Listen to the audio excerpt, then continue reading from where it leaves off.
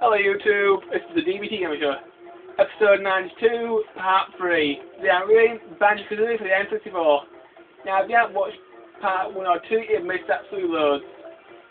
I watched the story, the graphics, the controls, the music, the gameplay, and some of the good stuff I gave in part 1 and 2. At the moment, I'm just showing you all the levels of the game, so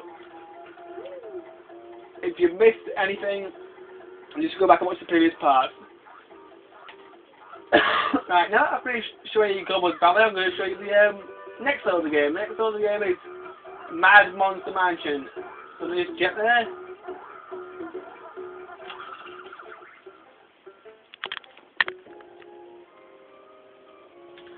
Okay, it's the,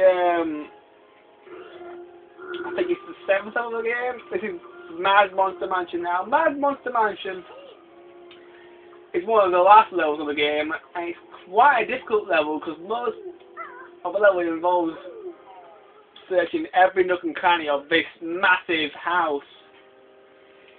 Now, compared to modern day games, this house doesn't have that many rooms, but this house, back when I was a kid, had loads and loads of rooms to search. It was really difficult to find everything. You know, there are several things you have to do in a house, and it's very difficult to collect everything in this level. There's even a church to search, which makes the level quite long. It's a very difficult level. Okay, let me just show you the next level of the game.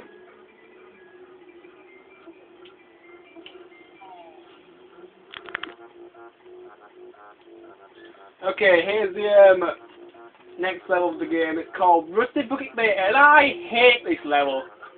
This level, as a kid, was a nightmare to beat. It's my least favourite level out of the entire game. I hate this level. I really, really hate this level. One of the main problems with this level is the ship itself. The ship itself is very similar to the mansion in Mad Monster Mansion level, but it's a heck of a lot harder. The reason why it's so hard is because there's one room in the ship called the engine room, and the engine room's a nightmare to get through. Even if you know what you're doing and you're an expert at this game, you will find yourself dying several times. This level is just really, really difficult. I hate playing it. So when I play for this game, I always dread playing this level. Anyway, let's get to the final level of the game, and I'll talk about that.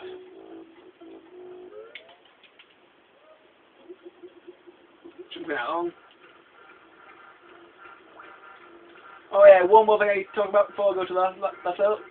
There are cauldrons dotted around Guntail's Lair, and if you get in these, you can teleport to certain areas of Guntail's Lair so you can get around faster. And sometimes they really help, but sometimes they don't. You just basically need to know where you're going. So I got a bit of cost there. Now the final level of this game is called Clip Clop Wood, and Clip Clop level is an absolutely massive level. It's like 4 levels in one, for God's sake. It's that big. The level is based on this massive forest, and this massive forest has 4 different seasons. And the 4 different seasons are obviously summer, spring, autumn, and winter.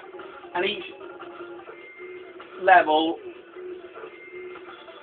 and Clip Clop Wood is a combination of all 4 seasons, and each season has a different door inside the level, so it's kind of like 4 different levels all at once. And the level takes absolutely ages to beat.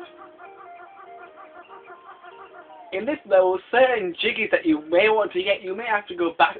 You may have to go to the spring, summer, autumn, and winter just to get them, and it can be a real pain. But yes, the level is quite difficult, but this is the final level of the game, and it is rather difficult level. It's not as difficult as Rusty Bucket Bay, thankfully, but it is a very difficult level.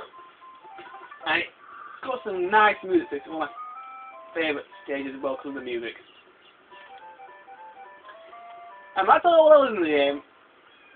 Aside from what I'm saying, all the levels are pretty good apart from Rusty Bucket Bay. Every other stage I like. Rusty Bucket Bay is a pain in the ass. But all the other stages are good. Now, Click Clock Way is a very good stage. And it's very enjoyable. But it's quite complicated because you have to keep going to several seasons to get certain jiggies done. Right. Now I'll show you other level, I'm going to show you another fun bit about this game. Now, Banjo Kazooie games, when the first one was released, they brought this tradition, I suppose, of a quiz at the end of the game, so you could test your knowledge and how much you've been paying attention to the story and other things in the game. So let me just show you that. Now the quiz in this game is it's a pretty hard quiz, but it's very well designed. It's probably the best designed quiz in the entire Banjo Kazooie series.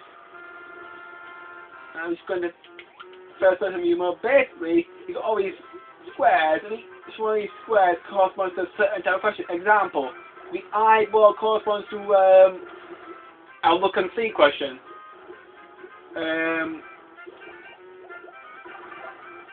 This clock corresponds to a TikTok challenge where you must beat a certain minigame in a certain amount of time. You can also get jump cards so you can skip certain questions. You got killer questions, which will kill you in one hit. If you get the question in one, you will die. There's also a Gruntilla square where you must answer questions based on Gruntilla. So the quiz is very important about the game. It's a lot of fun to play. There is one Mambo star I haven't showed you yet. The Mambo star I didn't show you was the bee. Now the bee isn't very impressive because you only have to use it once in Click Clock Wood. Or does it fly around? It has no attacks, it just flies. It's okay.